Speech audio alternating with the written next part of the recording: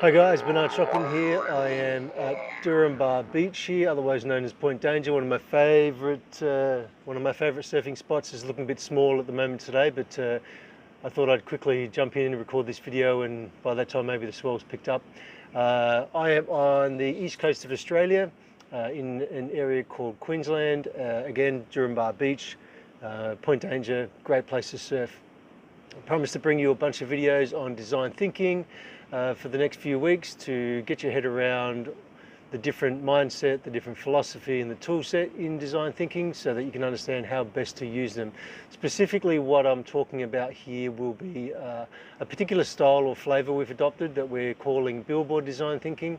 The value that I found in doing billboard design thinking as opposed to traditional design thinking is it's a lot more effective, and it's in the execution that things differ. Okay, so I promised some videos to bring to you. This one today will be on why I got into design thinking. Okay, so just to give you a bit of a brief background on myself, I started out as a developer, did many years of development, multiple different modes of development, automated load performance testing, business analysis, technical business analysis, project management, team leadering. I did a lot of different things, and then it ended up in an area called user experience design. And user experience design I could do quite well because of my visual programming background. So I took to that like a duck to water. I loved it, evolved it, I think in Australia here, and then started teaching a course on it. And while teaching a course on it, I needed to put together some sort of practical workshop to enable people to understand how you actually get about creating a good design. It's not just about a designer jumping in and designing, it's about understanding what are the requirements from all sorts of different customers, the business, what are the different lenses we need to apply in order to understand what we need to design and what we don't need to design.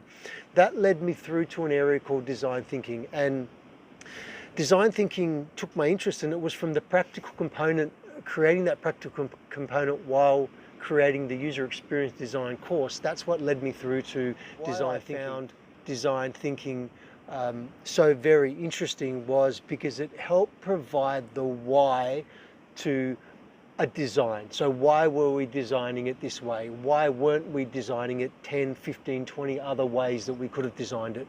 What was the MVP walking into that design? And why were we providing that as the MVP and not something different? So design thinking became a great way to stop all the running around in circles we were doing. It stopped the dominating voice in a team, where whether it was a manager or just an extroverted personality, it stopped them dominating conversations that were leading us down the wrong track. It also saved us a lot of time, money and resources, and just enabled us to accelerate through to getting that great design really quickly.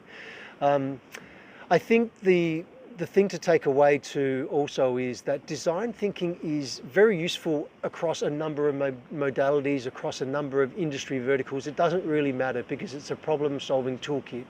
But where it really weighs in and really shows its value is whenever you're creating something new or you're giving something a complete overhaul. And whenever we're talking design thinking, we're talking workshops, we're talking multiple stakeholders at the table, everyone in the one room at the same time, and we are designing the conversation using design thinking components. So that's all I have to you today. I'm just about to go for a surf, so I'm going to leave you with that.